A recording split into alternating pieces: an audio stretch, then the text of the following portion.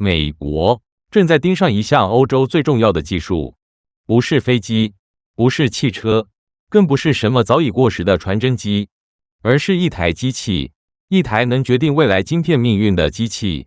它不是普通工厂裡的設備，它更像是一座被裝進鋼鐵外殼裡的精密城市，裡面有雷射，有真空，有鏡片，有高速運動的液態金屬，還有幾乎難以想象的光學控制。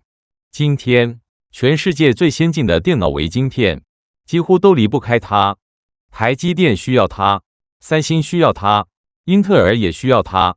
而目前，真正能把這種機器做到量產級別的，只有荷蘭一家公司 ASML。這家公司生產的是一種用來製造高階晶片的特殊光刻機。簡單說，晶片不是一塊一塊雕出來的，而是像印刷一樣，把極其微小的線路圖案一層又一層印到矽晶圓上。這個過程叫光刻。可是問題來了，普通的光印不了那麼小的東西，因為光也有尺寸，光的波長越長，能描繪出的線條就越粗；光的波長越短，能刻出的細節就越細。所以要製造更強大的晶片，就必須用更短波長的光。ASML 的突破就在於它掌握了極紫外光刻，也就是 EUV 光刻。這種光的波長極短，能把微小結構推進到幾十奈米甚至更小的尺度。ASML 最新一代機器的目標是繼續向更細的結構逼近，接近8奈米左右的級別。聽起來好像只是把光變短一點，但真正的困難恰恰在這裡，因為這種極紫外光不是打開一盞燈就能得到的，它需要先製造光源。ASML 的方法非常驚人，先噴出極小的奇異滴，然後用強力雷射精準擊中它們。就在那一瞬間，錫被打成高溫等離子體，釋放出極紫外光。這聽起來像科幻電影，但這只是第一步。更麻煩的是，光一旦產生出來，怎麼把它送到正確的位置？因為極紫外光非常嬌貴，它會被空氣吸收，會被玻璃吸收，普通鏡子也反射不了它。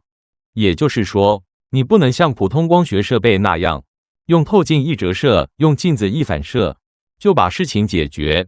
不行， ASML 必須讓整套系統在真空裡運行。它還必須設計出特殊鏡面，一層又一層堆疊材料，讓這種幾乎不願意被反射的光勉強按照人類規劃的路線前進。更誇張的是，這一切還要保持極高精度。在晶片工廠裡，一點點震動，一點點溫度變化，一點點位置偏差，都可能讓價值數萬美元的晶圓報廢。所以 ASML 的光刻機既是一台機器，也是一個工程奇蹟。它大約有一輛巴士那麼大，價格高達數億美元。一台機器就足以改變一家晶片廠的命運。也正因為如此，全球科技產業出現了一個非常尷尬的局面：最先進晶片的鑰匙握在極少數人手裡。美國當然不喜歡這種局面，日本不喜歡，中國也不喜歡，所有想掌握晶片命脈的國家都不可能喜歡。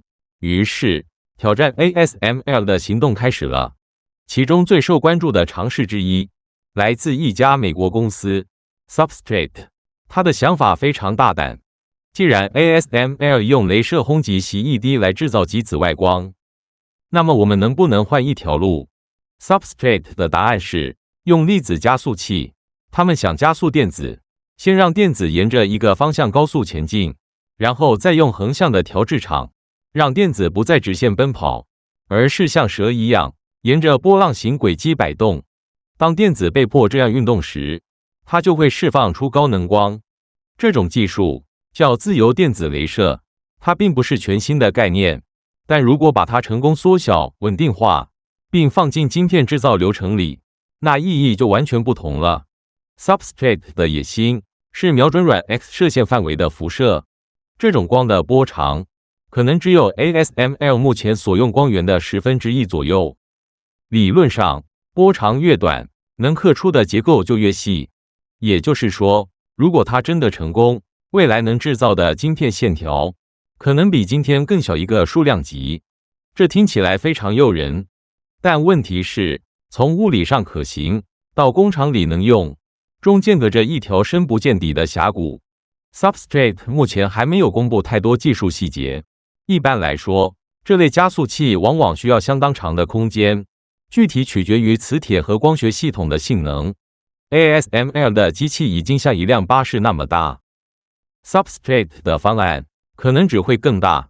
更關鍵的是，它怎麼把光穩定地引導到晶圓上？怎麼控制能量？怎麼保持產線效率？怎麼讓晶片廠願意為它押上數十億美元？這些問題目前都還沒有真正答案。Substrate 在網站上提到，他們會使用完美拋光的光學元件來引導光線。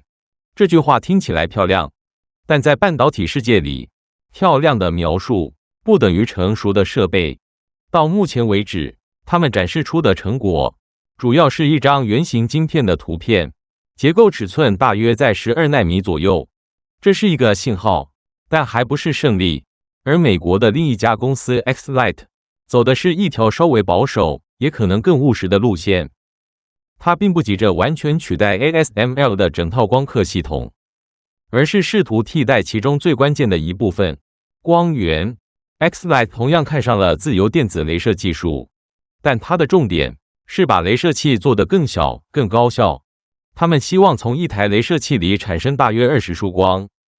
這個想法的吸引力在於，如果光源更穩、更強、更有效率，那麼現有光刻技術的瓶頸就可能被打開。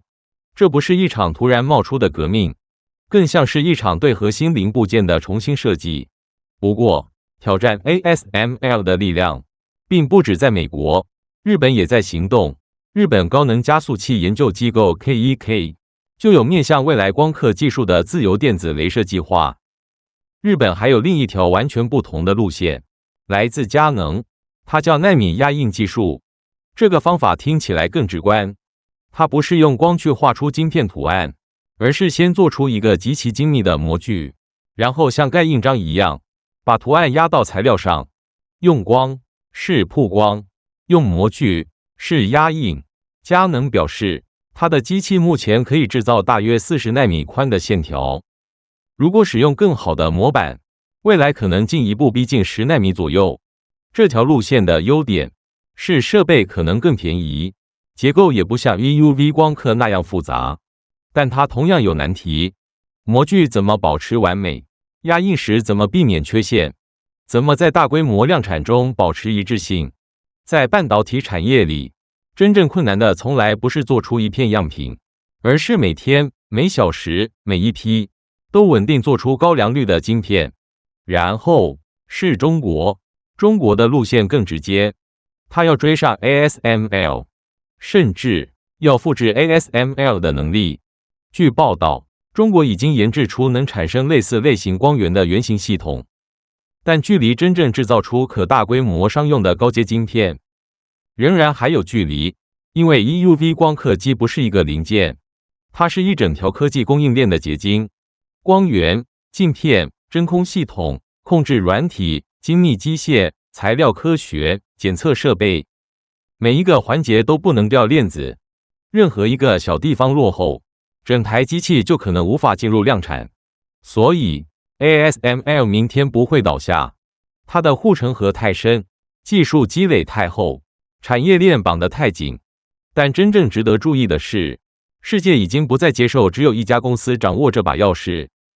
美國在尋找新光源，日本在嘗試新路線，中國在追趕整套系統，佳能則想用另一種方式繞開光刻的部分難題。